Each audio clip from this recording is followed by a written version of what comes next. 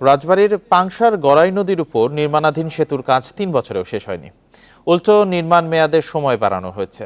নির্মাণ কাজে ধীর গতির কারণে ক্ষুব্ধ স্থানীয়রাও। তবে এলজিইডি ও ঠিকাদারি প্রতিষ্ঠানের দাবি, অর্থ সংকট সহ নানা প্রতিবন্ধকতায় নির্দিষ্ট সময়ে শেষ হয়নি কাজ।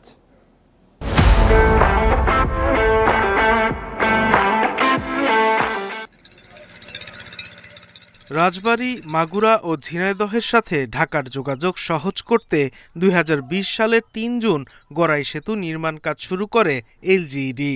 নির্মাণ ব্যয় ধরা হয় ৬৩,৯১,৬৮,০০০ টাকা।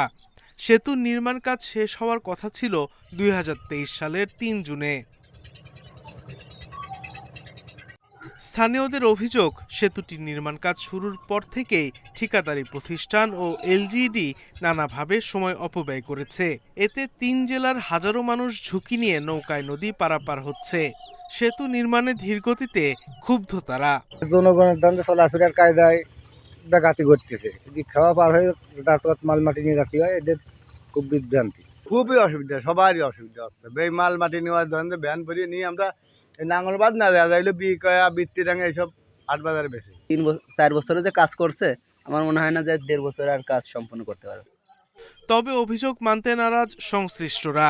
প্রাকৃতিক দুর্যোগ, ভূমি অধিগ্রহণ সহ নানা কাজে সময় বেশি লেগেছে বলে দাবি তাদের। বিভিন্ন কারণবশত কাজ দীর্ঘ অসুবিধা হয়েছে। এক হইলে এক নম্বর জাগার ল্যান্ড পুরোপুরি করা হয় না, নদীর স্রোত বেশি, বর্ষার সিজনে পানি অসম্ভব পানি হয়, সেই জন্য কাজ ধীরগতি হয়েছে। দুই পাশে অ্যাপ্রোচের জন্য জমি অধিগ্রহণ একবার সম্পন্ন হয়েছিল, অর্থ স্বল্পতার কারণে ওইটা সম্পন্ন করা যায়নি। আবার আমরা প্রক্রিয়া শুরু করছি, অল্প সময়ের মধ্যে ওটা সম্পন্ন করব। অ্যাপ্রোচের কাজও মাশাআল্লাহ ধরে ফেলবে এবং নদীর মধ্যে যে স্প্যানগুলো আছে দ্রুতগতি কাজ এগিয়ে চলছে। 2 দফা মেয়াদ বাড়িয়ে এ পর্যন্ত সেতুর ৭৫% কাজ শেষ হয়েছে। Independent news.